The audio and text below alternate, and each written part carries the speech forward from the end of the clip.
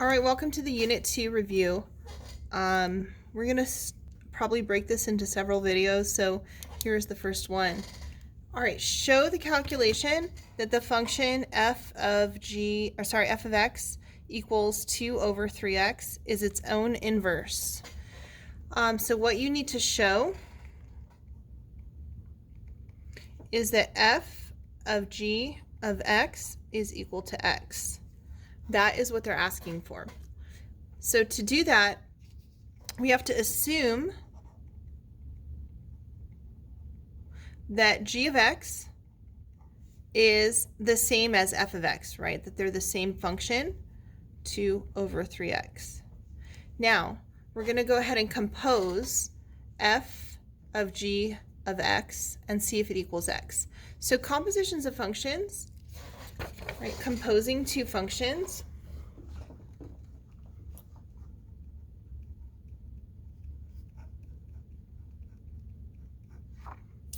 Is when we take the outside function, which is f of x. So f of x, remember, was 2 over 3x. And we're going to take our outside function, and wherever we see an x, we're going to substitute g into that function. And remember, g of x is assumed to also be 2 over 3x. So f of g of x equals 2 over 3x. And I'm going to leave that x open, and I'm going to sub in g of x, which is 2 over 3x. All right, we have to show that this is going to equal x. So to do that, we're going to simplify, put a 1 under your 3, and now we have 2 times 3, which is 6, over 3 times x, which is 3x. Or you could just reduce those out. So we get 2 over x, right? Our 3's have canceled out, which is the same as 2 divided by 2 over x. Put a 1 under this guy, which is the same as 2 over 1 times, right? When we're dividing fractions, we multiply by the reciprocal. And then our x's cancel, and we end up, 2's cancel, and we end up with x. And so we just showed that f composed g of x is equal to x. All right, number 2, it says determine the domain and range of f of x equals this, so that both f of x and its inverse, f inverse, right, is equal to this, are functions. And so then we're supposed to fill in here either greater than or greater than equal to's, and here we need to fill in 0, 1, or 3. So let's look at our function. They want us to look at the original function. We always look at the original function to restrict. So number 2, we have f of x is equal to x minus 1 squared and then plus 3. All right, so we need to restrict domain of f of x to h or more, and we need to restrict the range of f of x to k or more. So this is like your shortcut. But the reason that we have to do that is if we graph this, it's a quadratic, right? The parent is right here. Here's our parent. And what will happen is we will shift this graph. This is h equals 1, k equals 3. We're going to shift the graph up 3 and right 1. So this graph will move up 3 and right 1. There will be my new vertex. This point would move up 3, 1, 2, 3, and right 1. It'll actually end up right here. This point would move up 3 and right 1, end up right there, and so on and so forth. So this will be our new function, what I notice is that this is a quadratic function. And so what they're saying is that if we invert this function, it'll flip over here somewhere and it won't be a function. So we only want to graph this branch of the graph. And so on x, the smallest value I want to graph is 1, and on y, the smallest value I want to graph is 3. So we're going to restrict our graph to values for the domain. It's got to be greater than or equal to h. So x is greater than or equal to h. And for the range, y is greater than or equal to k, right? Y is greater than or equal to k. So it's going to be greater than or equal to 1, greater than or equal to 3. So on our review, we're supposed to fill in greater than or equal to 1 and greater than or equal to 3. Now, the only time that this won't be greater than or equal to is if it's less than or equal to, which only happens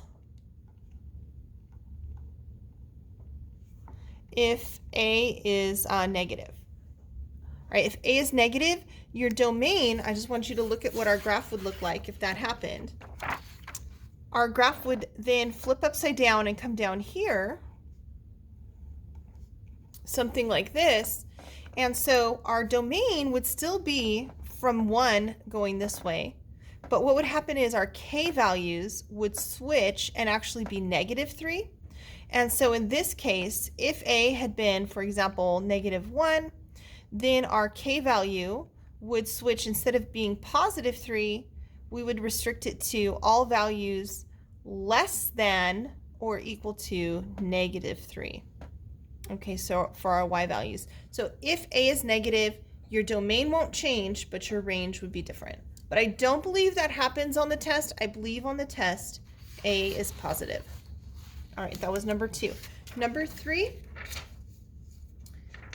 says, which of the statements describes the function of f of x and its inverse function, f inverse x?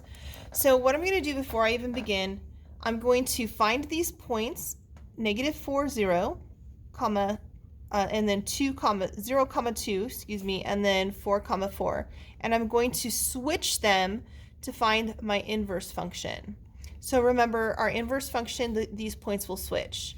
So -4, 0 will become 0, -4, 0, 2 will become 2, 0, and 4, 4 will remain 4, 4. And these are points on my inverse function.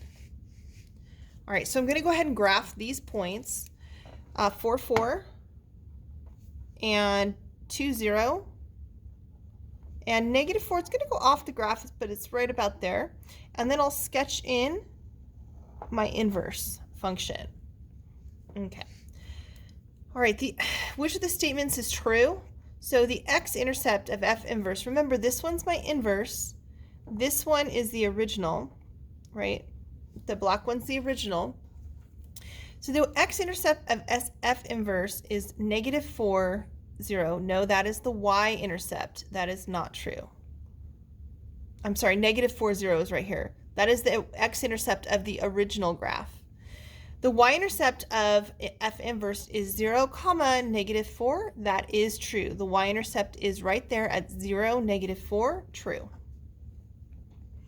The next statement, the graph of f inverse intersects the graph at 4, 4. Let's check it. Do they intersect at 4, 4? Yes, they do. That is true. The domain of f of x must be restricted.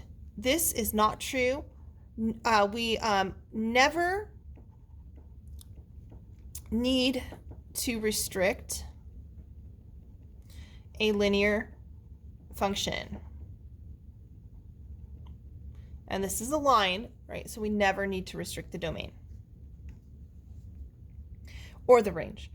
All right, the graph of f inverse is a reflection of the graph across the line y equals x. Let's look. The line y equals x is right here. Also, by the way, we've done that about 85,000 times where we've just reflected these points across. This one won't move because it's on the line. This one reflects there. This one reflects there. This is always true.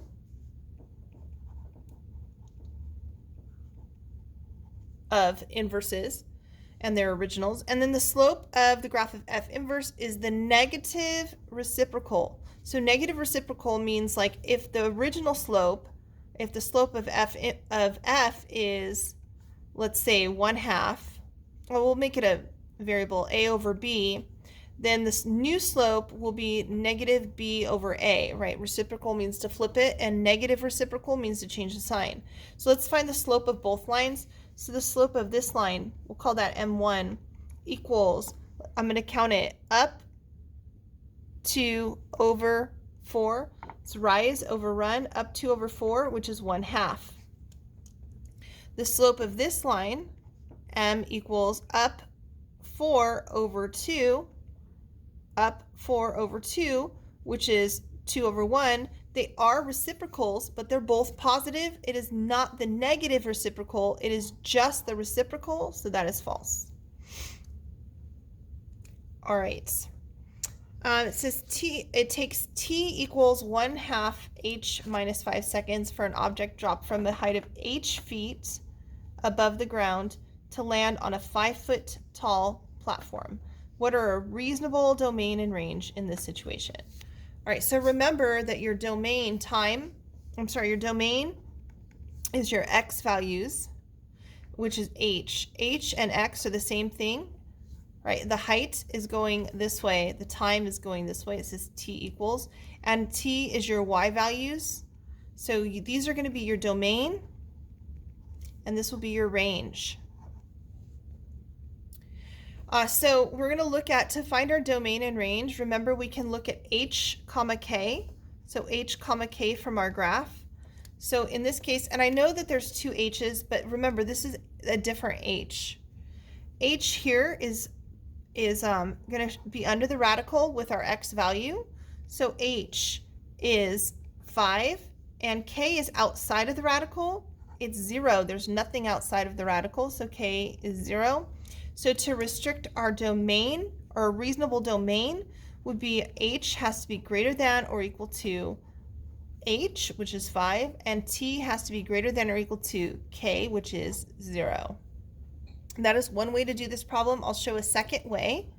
If we were to graph this function, t equals, this would be our time axis, this would be our height axis. All right, this would be the parent function, y equals square root x. We're going to shift that value to the right 5, not up or down at all, scale it by 1/2. So a is also a half. So I would take my parent, remember that parent function, x comma y, you pick values that are nice perfect squares like 0, 1, and 4. You take the square root, that's 0, 1, and 2, and you're going to take those values. I'm going to actually have to add some more x values here because I'll run off my graph. We're going to scale these y values by 1/2.